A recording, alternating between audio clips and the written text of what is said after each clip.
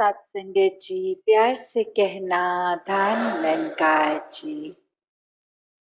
संसार में आज जो हर एक का एक ये नोटिस में हर कोई कर रहा है कि कैसे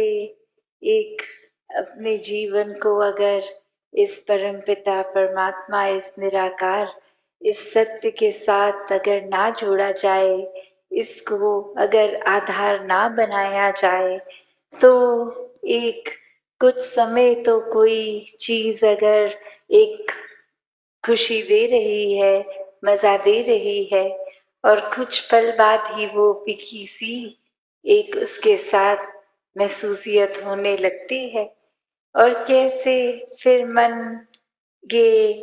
डगमगाने लगता है, सोच विचार हावी हो जाते हैं, फिर मन में वो चैन और सुकून का भाव कहीं ना कहीं खो जाता है। तो ये निराकार पे जब भी अपने मन को केंद्रित जो भी करता है, तो वो भाव मन के कि ये आनंद की अवस्था से मन विभोर, तो कैसे एक अपने जीवन में हमें हमेशा इस निराकार के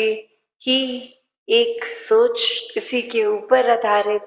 मन के भाव इसी पे आधारित, और दिल से फिर ये जो प्यार पूरे संसार के लिए एक संत जनों की शिक्षाओं पे आधारित जीवन बनाकर जिया जाए। वरना तो संसार में आज हम देखते हैं तो लोग कोई भी चीज से बहुत आसानी से भ्रमित कर देते हैं, एक बात बोलकर कि वो जिसको हम रूमर्स का नाम देते हैं कि किसी ने कुछ कह दिया वो सच है नहीं है। कैसे आजकल हम सोशल मीडिया पे या वर्ड ऑफ माउथ से देखते हैं कि वो बात ठीक है नहीं है, बस आगे से आगे वो बात पहुंचा दी, हर किसी को कुछ भी बोल दिया, और ये भी खुद अपने एंड से चेक नहीं किया कि वो ठीक भी है कि नहीं है। दासी ने एक उदाहरण कुछ समय पहले आपके चरणों में रखा था, और वही कहानी फिर से कि कैसे एक कॉलेज में एक दूसरे देश का किसी व्यक्ति ने परफॉर्म करना, और वहीं वो भाषा जो वो व्यक्ति इस्तेमाल करते थे, बाकी अन्य वो स्टूडेंट्स उस भाषा को समझते ही नहीं थे। तो उन्हीं में से एक स्टूडेंट को मस्ती एक दिमाग में आई, और वो माइक से पहले उन वक्ता के खुद आ गए और बोलने लगे कि इनकी एक खासियत है, ये बहुत ही एक कॉमिक, एक बहुत ही मजाकिया एक हमारे आगे प्रस्तुति रखेंगे, पर खास बात यही कि इनके चेहरे के ऊपर एक्सप्रेशन, ये मुंह के हाव भाव चेहरे के बहुत ही सीरियस गंभीर दिखेंगे।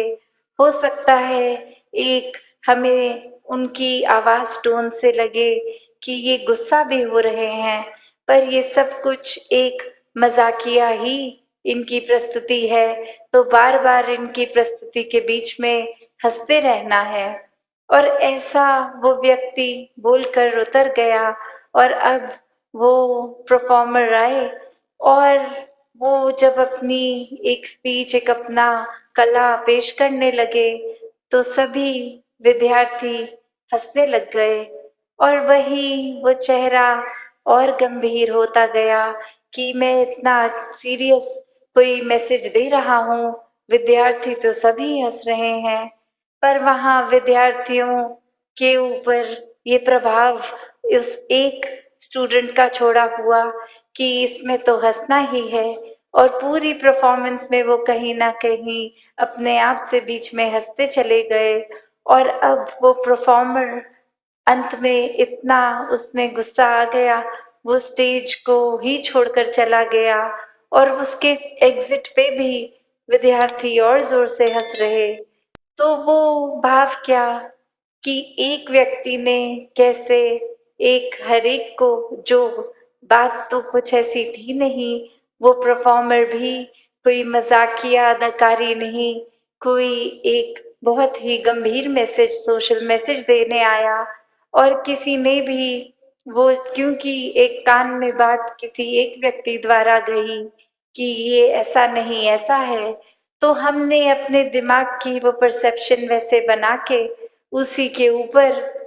अपने मन के भावों को मोड़ लिया कि उस एक व्यक्ति ने जैसा कहा है तो ठीक ही कहा होगा। तो वैसे ही एक संसार का वातावरण कि एक व्यक्ति ने कुछ कहा और हमने फिर चाहे वो संदेश क्या मिल रहा है क्या नहीं, उसको छोड़ के बस अपने दिमाग में जो धारणा पहले से बनाई थी उसी धारणा को लेके आगे अपना व्यवहार बदल दिया। तो इस पूरे स्टोरी में जो भाव है कि दुनिया में तो एक भ्रमित करने वाले बहुत ही मिलेंगे। हर किसी ने अपनी मान्यताओं के अपने एक्सपीरियंस और कुछ एक स्वभाव भी कभी कभी अड़चने डालने वाला किसी का, तो उसने अपने मुताबिक अपना फायदा देखते हुए ही एक ऐसा कह देना है कुछ, तो वो एक भ्रमित करने वाले तो हैं, पर वो गलती किसकी आती है जो वो भ्रम में पड़ जाए। जब हम महापुरुष होकर एक ब्रह्मज्ञानी होकर तो भी अगर हम भटक जाते हैं किसी के कुछ कहने पे, तो फिर ये चेतनता कहाँ है। अगर हम इस स्टोरी के केस में देखें तो फिर भी वो स्कोप हो सकता है कि वो भाषा नहीं समझते थे तो किसी ने जो कह दिया उसी को ही सच्चाई मान ली। यहाँ तो हम वैसे सब बुद्धिजीवी ये चेतनता रखने वाले फिर भी